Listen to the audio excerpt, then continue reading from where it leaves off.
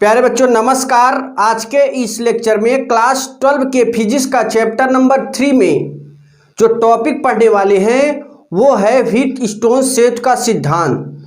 तो व्हीटस्टोन सेतु के सिद्धांत की खोज सबसे पहले सन 1833 ईस्वी में सैमुअल हंटर क्रिस्टी ने किया था। फिर समझिए, सैमुअल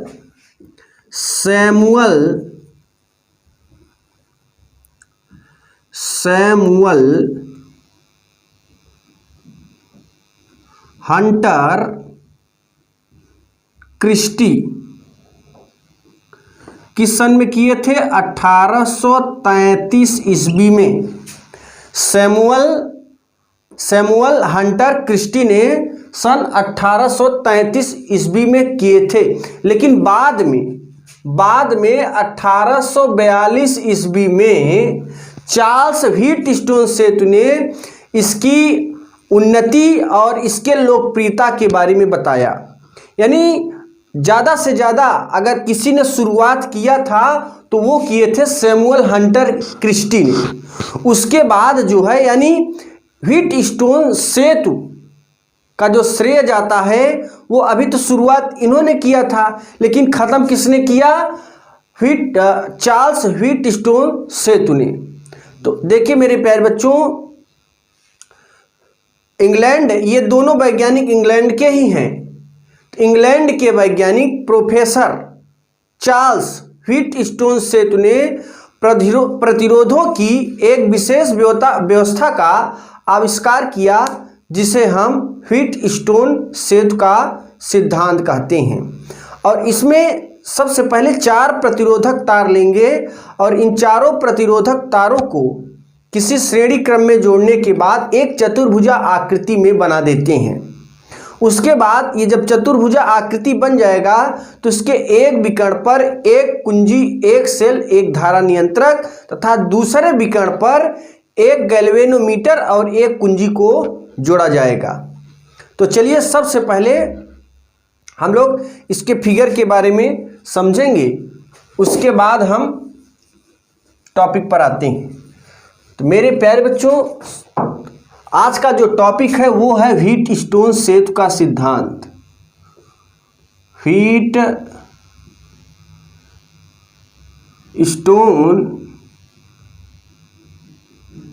सेतु का सिद्धांत।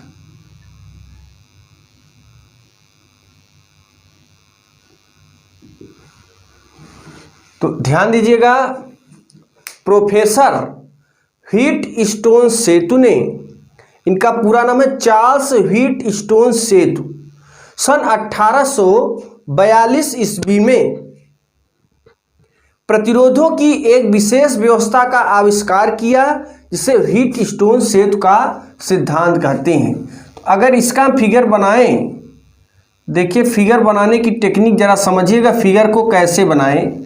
अब बहुत ही कम समय में आप फिगर को बना सकते हैं इस टेक्निक से। 4 पॉइंट लीजिए, 4 पॉइंट लीजिएगा और चारों पॉइंटों को इस तरीके से बराबर स्थान पर सेम दूरी पर रखिए और यहाँ पर एक रेजिस्टेंस बनाओ। 4 रेजिस्टेंस बनाना है 4 बिंदुओं के बीच में, ठीक है।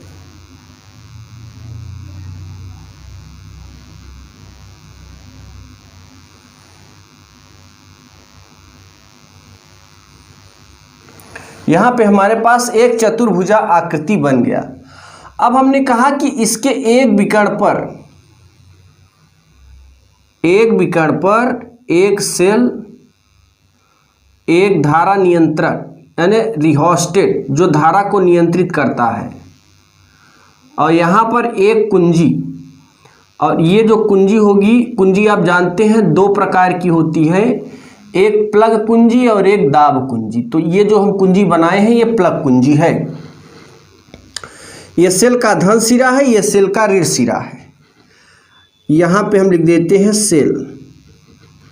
ये है रिहोस्टेट यानी धारा नियंत्रक को RS से, ये हम कुंजी बना लें K2।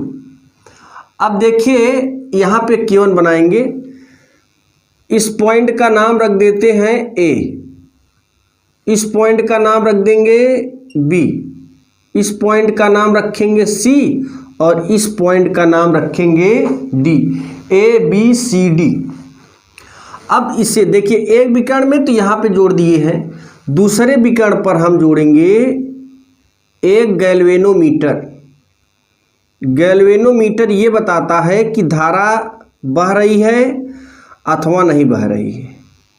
इस कुंजी को हम एक दाब कुंजी दे देते हैं नाम, ठीक है। ये कुंजी है हमारी K1। ये जो मैंने कुंजी लिया है दाब कुंजी, ये प्लग कुंजी, चाहे दोनों आप दाब कुंजी ले सकते हैं, दोनों आप प्लग कुंजी रख सकते हैं, कोई दिक्कत नहीं है। यहां पर देखिए A और B 4 प्रतिरोधक। मैंने क्या कहा, प्रोफेसर व्हीटस्टोन सेतु ने प्रतिरोधों की एक विशेष व्यवस्था का आविष्कार किया है। यहां पर हम इस प्रतिरोध का नाम रख देते हैं P, इसका नाम रखेंगे Q, इसका नाम रखेंगे S और इसका नाम रखेंगे SR। अब देखो, हमें इसमें निकालना है प्रतिरोध का मान। कैसे निकलेगा जरा ध्यान दीजिएगा। अब यहां पे हम सेल से धारा प्रवाहित किए, ठीक है। कितनी धारा दिए, I दिए। I धारा जब सेल से दिए और देने से पहले सभी कुंजियों को क्या करेंगे, लगाएंगे। कुंजी K1 और कुंजी K2, K1 और K2 लगा दीजिए तो धारा प्रवाहित होने लगेगी। सेल से कितनी धारा चली, I। अब जैसे ही धारा, सेल की धारा यहाँ A पर आई तो यहाँ पे हमें 2 तार मिल गए, यानी एक तार से धारा कितने तारों में बहेगी, 2 तारों में। मान लीजिए कि इस तार में, AB वाले तार में धारा जो फ्लो कर रही है वो I1 कर रही है और AD के बीच में जो धारा फ्लो कर रही है उसे हम मान लेते हैं I2, यानी इसमें I1 और इसमें I2। अब देखिए, ये जो मेरे प्यारे बच्चों I1 I2 धारा है, I1 I2 ये आगे की ओर बढ़ेगा। जब आगे की ओर बढ़ेगा तो यहाँ पर आएगी I1, यहाँ धारा आएगी और इस जगह से अब देख रहे हैं बिंदु B से 2 कनेक्शन हुए हैं, एक BD है और एक BC है। तो ये I1 धारा इन 2 हिस्सों में बटेगी। एक धारा जब इधर आएगी तो चूंकि ये इस सिरे पर गैल्वेनोमीटर लगा है तो मान लेते हैं इस सिरे पर जो धारा बह रही है वो बहेगी IG। IG का मतलब गैल्वेनोमीटर में जो धारा बह रही है उसका मान हम IG नाम रख दिए और जो BC सिरे पर धारा बहेगी उसको हम मान लेते हैं कि इसमें बहने वाली धारा का मान है I3, क्योंकि यहाँ पे I1 यहाँ पे I2 तो इसका नाम देंगे I3। यानी I1 धारा कितने भागों में बटी है, 2 भागों में, एक BC की तरफ और एक BD की तरफ। BC की तरफ I3 और BD की तरफ IG। क्लियर है। अब देखिए, अभी तो मैंने I1 का घटक बताया कि I1 कितने धाराओं में बटी, कितने रास्तों में चली गई। अब हम I2 धारा की बात करें तो I2 देख रहे हैं D से इधर निकलेगी, ये इधर चली जाएगी, यानी ये इसका डायरेक्शन इधर है तो ये I2 धारा इस तरीके से आएगी, इस दिशा में आएगी। तो मान लेते हैं यहाँ I3 हो गया, इस वाले तार में जो धारा का मान फ्लो करेगा वो करेगा I4। क्लियर है। अब देखो, जैसे ही हमने क्या कहा, K1 और K2, ठीक है, K1 और K2 को लगाया, कुंजी को लगाया तो परिपथ में धारा प्रवाहित हो गई। क्लियर है। अब ये धारा का मान चालू है। अब ये जो गैल्वेनोमीटर है, जो धारा मापी है, ये किस स्थिति पर नहीं घूमेगा, जब हमारा सेतु, जब व्हीटस्टोन सेतु संतुलन की स्थिति में होगा तो उस स्थिति में B और D के बीच कोई धारा नहीं बहेगी। संतुलन का मतलब है कि ध्यान दीजिए, हमारा जो व्हीटस्टोन सेतु होता है वो इस तरीके से होता है, ऐसे, इसमें पैमाने बने होते हैं इस तरीके से। यहाँ पे 0 होता है, 1 2 3 4, ठीक है। यहाँ पे 1 2 3 4 और इस तरीके से यहाँ पे सुई लगी होती है। जब सुई में कोई विक्षेप नहीं होता, ध्यान दीजिएगा, जब सुई में कोई विक्षेप नहीं होता तो परिपथ में यानी बी और डी के बीच में कोई धारा नहीं बहती, अर्थात सेतु संतुलन की स्थिति में होता है। लेकिन जैसे ही धारा फ्लो करेगी तो ये सुई इस डायरेक्शन में घूम जाएगा। अगर धारा उल्टी दिशा में, उल्टे दिशा में फ्लो कर रही है तो ये सुई इस दिशा में घूम जाएगा। तो कहने का तात्पर्य ये है कि अगर सेतु हमारा संतुलन की स्थिति में होगा तो हमारी जो सुई है गैल्वेनोमीटर की एकदम सीधी होगी। उस स्थिति में IG का मान जो है 0 हो जाएगा। और यही चीज हमें निकालना है कि कब धारा प्रवाहित करने पर कब सेतु संतुलन की स्थिति में होगा। उसी स्थिति में हम प्रतिरोध का मान निकालते हैं, यानी यस की वैल्यू उसी स्थिति में निकालते हैं। ठीक है ना। तो यहां पे देखिए आपके जो क्वेश्चन में जो प्रयोग में आएगा P और Q ये प्रतिरोध की भुजाओं का अनुपात है, यानी अनुपातित क्या है, अनुपातित AB तथा BC अनुपातित भुजाएं कहते हैं। AB और BC अनुपातित भुजाएं कहते हैं। ये वैल्यू आपके बुक में दी रहेगी, क्लियर है। दूसरी चीज AD जो है, AD ज्ञात भुजा होगा, ठीक है, AD का मान ज्ञात होगा और यस की वैल्यू हमें अज्ञात होगा। इस चीज को हमें निकालना पड़ेगा। तो चलिए सबसे पहले हम किरचॉफ के प्रथम नियम से बात करेंगे। ठीक है, किरचॉफ के प्रथम नियम से जरा ध्यान दीजिएगा। अब इस फार्मूले को सिद्ध करेंगे। तो यहां पे लिखेंगे किरचॉफ के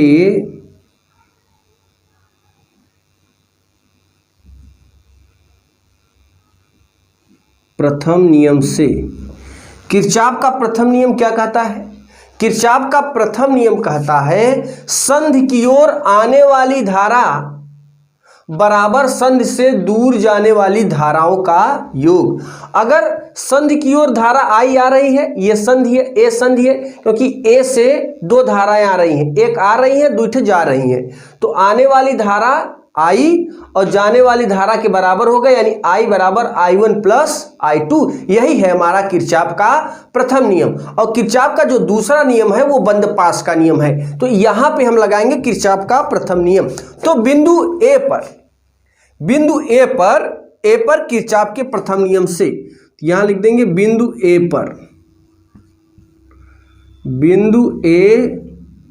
पर किरचॉफ के प्रथम नियम से I बराबर धारा आ रही है, देखिए आ रही है, और यहां से कितने भागों में बट रही है, I1 प्लस I2। तो आने वाली धारा बराबर जाने वाली धाराओं का योगफल, ये किरचॉफ ने कहा था, हम नहीं कर रहे, ये किरचॉफ ने कहा था। तो किरचॉफ ने क्या कहा था, I बराबर I1 plus I2, I1 plus I2। इसे हम समीकरण 1 मान लेते हैं। अब देखिए, अब बिंदु बी पर किरचॉफ का प्रथम नियम लगाइए। बिंदु बी पर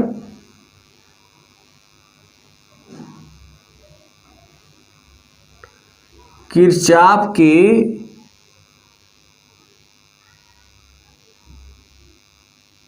प्रथम नियम से, बिंदु बी पर किरचॉफ का प्रथम नियम लगाएंगे तो देखो कि बिंदु बी पर कितनी धारा आ रही है, I1 आ रही है, और कितनी बट रही है, I3 IG। तो हम कहेंगे I1 बराबर IG प्लस I3। तो ये हो जाएगा I1 बराबर IG प्लस I3। इसका मतलब ये है कि आने वाली धारा I1 है और जाने वाली धारा, यानी I1 ही दो धाराओं में बट गई, तो I1 बराबर IG प्लस I3। ये हो जाएगा समीकरण नंबर 2। अब हम यहां पे बात करेंगे अगला जो पॉइंट है बिंदु डी। ठीक है, बिंदु डी पर बिंदु डी पर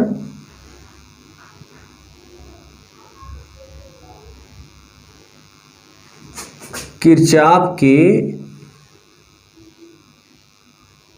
प्रथम नियम से बिंदु डी पर लगाओ। तो मेरे प्यारे बच्चों ध्यान दीजिए, बिंदु डी पर कितनी धाराएं आ रही हैं। देखिए, एक धारा इस तरफ से आ रही है, यानी ए डी की ओर, ए से डी की ओर, और दूसरा बी से डी की ओर, यानी दो धाराएं यहाँ पे आ रही हैं। तो कहने का मतलब आने वाली धारा 2 है और जाने वाली 1 है। तो हम कहेंगे I2 प्लस IG बराबर I4, I2 प्लस IG बराबर I4, समीकरण हो जाएगा 3। अब यहां पे ये मिल गया। अब हम लेंगे बंद पास, यानी बंद पास इसमें देखिए क्या है। तो बंद पास हमारा है ABDA। बंद पास आप जानते हैं किरचॉफ का दूसरा नियम है।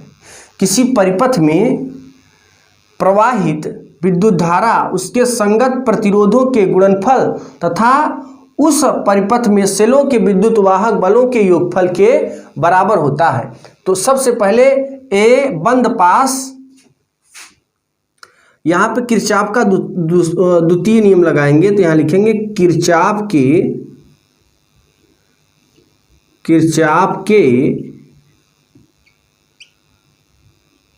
द्वितीय नियम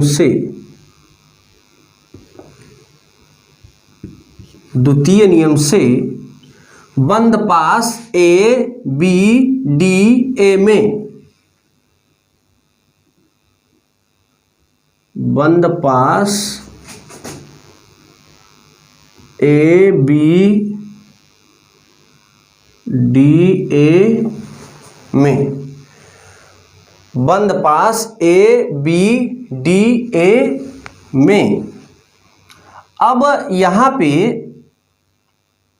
हम कहेंगे कि जब ये चीज आप लगा देंगे, ठीक है ना, ये चीज लगाएंगे तो यहाँ पे हमें क्या मिलेगा, ज़रा ध्यान दीजिएगा कि अब देखिए इसका डायरेक्शन ध्यान दीजिए। बंद पास का जो नियम है, अगर धारा बंद पास यानी ABCDA की चलने के विपरीत हो जाएगा तो चिन्ह माइनस कर दीजिएगा। और यहाँ पे कौन सा फार्मूला लगेगा, ये वाला लगेगा, सिग्मा I R बराबर सिग्मा E।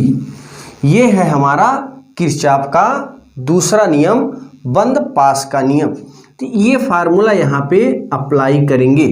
अब देखो कि हमारा डायरेक्शन क्या है, ए से बी की ओर, बी से डी की ओर और फिर डी से ए की ओर। लेकिन धारा देख रहे हैं ऐसे, ये डायरेक्शन है, ए से बी की ओर जा रहा है, फिर बी से डी की ओर जा रहा है।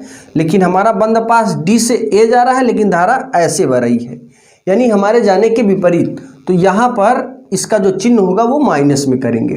तो ये जब फार्मूला लगाओगे तो बाईं ओर क्या है, IR। ए से बी के बीच में जो धारा बह रही है उसका मान कितना है, I1। जरा प्यार से समझिएगा मेरे प्यारे बच्चों, ध्यान से समझिएगा। I यहाँ पे क्या है, R का मतलब प्रतिरोध, यानी यहाँ से यहाँ के बीच में प्रतिरोध क्या है, P है। तो I1 में किसका गुणा करेंगे, P का। क्लियर है, इस सूत्र से बात करिए। अब चलिए इधर आओ, जैसे ही संधि पर आते हैं फिर क्या लगा देते हैं, पॉजिटिव। क्या लगा देंगे, पॉजिटिव, ठीक है। अब इस डायरेक्शन में आओगे तो जैसे ए से बी की ओर बढ़ रहे हैं, अब बी से सी की ओर, बी से सी की ओर जा रहे हैं तो उस तरफ धारा भी जा रही है, तो इसका जो चिन्ह होगा वो पॉजिटिव होगा। तो ध्यान दीजिए, इसी दिशा में जा रहे हैं तो इस यही सूत्र लगाओगे तो क्या हो जाएगा, इस दिशा में धारा का मान IG, यानी इस सिरे पर धारा की वैल्यू IG है और प्रतिरोध क्या है, गैल्वेनोमीटर का G है। फिर देखो, फिर यहाँ पे हम D से A की ओर जाएंगे, बंद पास DA, फिर क्या लगा देंगे, प्लस लगा देंगे। अब क्या होगा कि जब इस डायरेक्शन में जाओगे और धारा ऐसे बढ़ रही है तो जो I2 का चिन्ह है वो क्या हो जाएगा, माइनस में। माइनस I2, और I2 के बीच में ये A और D के बीच में रेजिस्टेंस क्या है, R है, तो यहाँ लिख देंगे R। क्लियर है, सबको समझ में आ गया।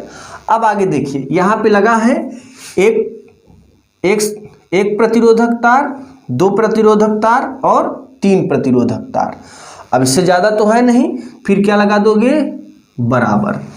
ई क्या है, ई ये है कि जो अभी मैंने बंद पास लिया है, क्या इसके बीच में कहीं से लगा हुआ है क्या?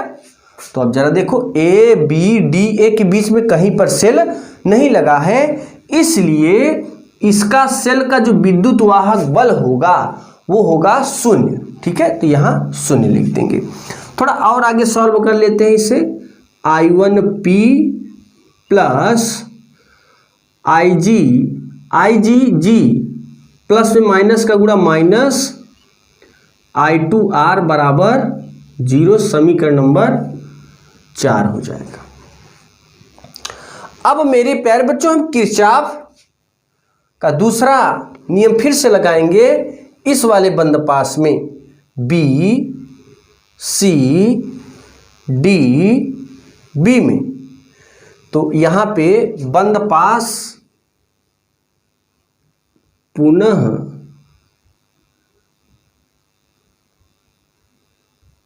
बंद पास B C D B में, B C D B में। अब आप देख रहे हैं B से गया C की ओर, तो बंद पास का यही सूत्र लगाएंगे। इसमें जो धारा बह रही है उसका मान है I3, प्रतिरोध है Q, B से C की ओर गया। अब देखो, C से D की ओर बंद पास जाएगा, लेकिन धारा ऐसे आएगी, इसलिए इसका चिन्ह क्या हो जाएगा, माइनस I4, और इसका जो रेजिस्टेंस है वो यस है। फिर देखिए, अभी हम बंद पास हमारा ऐसे जा रहा है, लेकिन धारा ऐसे बह रही है, इसलिए यहाँ पर भी जो चिन्ह होगा IG का वो भी माइनस में होगा IG, और इसका रेजिस्टेंस क्या है, G है। और आप देख रहे हो कि B C D B के बीच में कोई भी सेल नहीं लगा है, इसलिए इसका विद्युत वाहक बल E की वैल्यू 0 हो जाएगी। अब ये हो जाएगा हमारा समीकरण 5।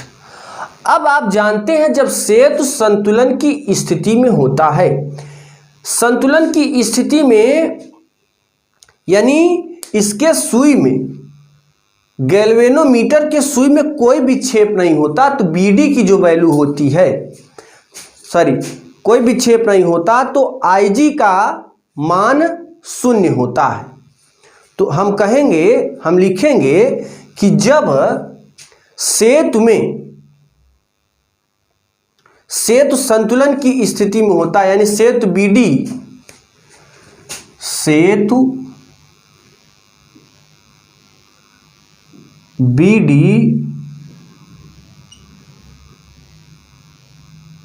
संतुलन की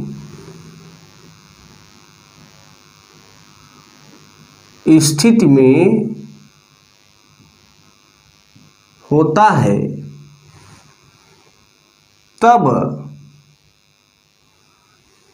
B और D के बीच में कोई धारा प्रवाहित नहीं होती, अर्थात IG की वैल्यू 0 होती है।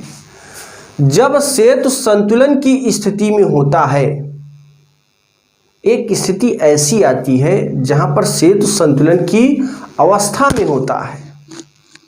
जैसे आप लाइफ में हर समय आप संतुलन की अवस्था में नहीं होते, आप अपने को अच्छा फीलिंग नहीं करते। एक ऐसा समय आता है जिस समय आप संतुलन की स्थिति में होते, आपका हिसाब किताब सब अच्छा होता है।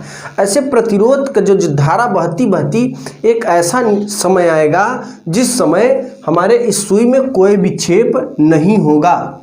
उस स्थिति में IG की वैल्यू 0 होगी, क्योंकि जब सुई में विक्षेप नहीं होता है तो इसमें धारा नहीं बहेगी। तो जब धारा नहीं बहेगी उस स्थिति में IG की वैल्यू 0।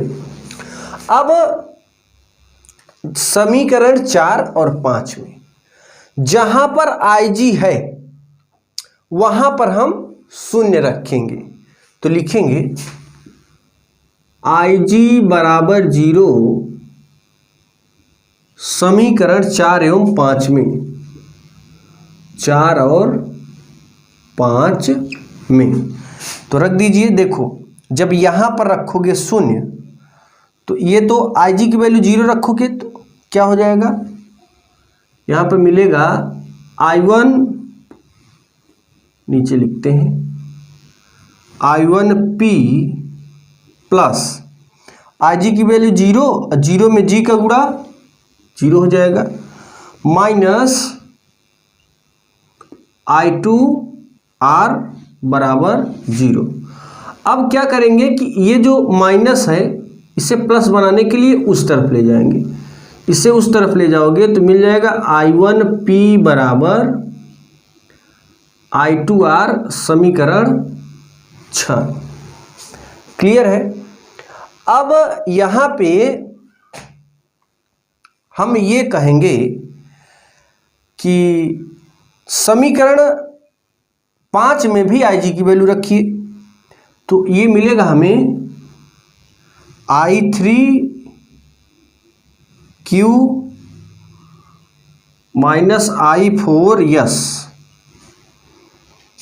माइनस 0 गुणिते G बराबर 0, I3Q ये माइनस में है उस तरफ जाएगा प्लस में हो जाएगा, I4S ये हो जाएगा समीकरण 7। अब हम क्या कहेंगे कि समीकरण में समीकरण 6 में और 7, 6 और 7 में भाग देंगे। समीकरण 6 भागा 7, तो लेफ्ट लेफ्ट में भाग दे दीजिए, राइट राइट में। तो यहां पर हो जाएगा I1P अपान I3Q बराबर I2R अपान I4S, ये हो जाएगा समीकरण 8। I1P अपान I3Q बराबर I2R बटे I4S। अब हमें P अपान Q बराबर R बाई S ले आना है। तो हम क्या कहेंगे कि यह हमें I1 I3 कटना चाहिए। तो अभी हमने किरचॉफ का प्रथम नियम यहाँ पे लगाया था, यहाँ पे तो लगेगा नहीं। यहाँ देखो IG की वैल्यू हमारे पास क्या मिली है संतुलन की स्थिति में 0। अगर हम IG की वैल्यू 0 रख दें तो I1 बराबर I3 मिल जाएगा, और यहाँ पर भी अगर IG की वैल्यू 0 रख दें तो I2 बराबर I4 हो जाएगा। तो I1 बराबर I3 यहाँ पे रख देंगे तो I3 से I3 कैंसिल, और I2 बराबर I4 यहाँ रख देंगे तो I4 से I4 कैंसिल हो जाएगा। तो हमारे पास मिल जाएगा P अपान Q बराबर R बाई S। तो हम लिखेंगे कि समीकरण 2 और 3 में IG बराबर 0 रखने पर, समीकरण 2 और 3 में IG बराबर 0 रखने पर, तो जैसे ही रखोगे मेरे प्यारे बच्चों, यहाँ पर 0 रखोगे तो I1 बराबर I3, I1 बराबर I3 समीकरण नंबर 9, I1 बराबर I3 समीकरण नंबर 9। और यहाँ भी रखेंगे IG बराबर 0 तो I2 बराबर I4 समीकरण नंबर 10। अब I1 बराबर I3 यहाँ पे रखेंगे और I2 बराबर I4 यहाँ पर रखेंगे, यानी I1 I2 का मान समीकरण 8 में। तो या फिर लिख दें समीकरण 8, 9, 10 में, समीकरण 8, 9 एवं 10 में। तो जब रखोगे तो क्या मिलेगा मेरे प्यारे बच्चों, ध्यान दीजिएगा। यहाँ पे क्या मिलेगा कि इसमें देखिए यहाँ पे I1 की वैल्यू I3 रखेंगे, यहाँ पे I3P अपान I3Q बराबर I2 के स्थान पे I4R अपान I4S। तो I4 से I4, I3 से I3 कैंसिल, P अपान Q बराबर R अपान S। ये हो जाएगा समीकरण 11।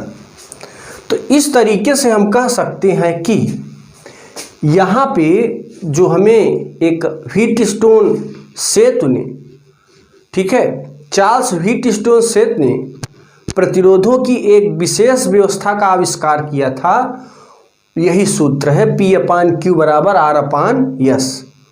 इसके द्वारा हम अज्ञात प्रतिरोध को ज्ञात कर सकते हैं, क्योंकि इसमें P और Q क्या है? P और Q किसके बीच का प्रतिरोध है? AB और BC भुजाओं का अनुपातिक, यानी अनुपातित भुजाएं हैं। तो हम कहेंगे इसमें P और Q अनुपातित भुजाओं का प्रतिरोध है, अनुपातित भुजाओं का प्रतिरोध है, यानी P अपान Q की वैल्यू दिया रहेगा। दूसरी चीज यहाँ पे R की वैल्यू दिया रहेगा, ठीक है, किसकी वैल्यू? R की वैल्यू। अब केवल हमें ये निकालना होगा यस, ठीक है, यस निकालना होगा। तो इस तरीके से ये हमारा जो व्हीटस्टोन सेतु है यहाँ पर कंप्लीट होता है।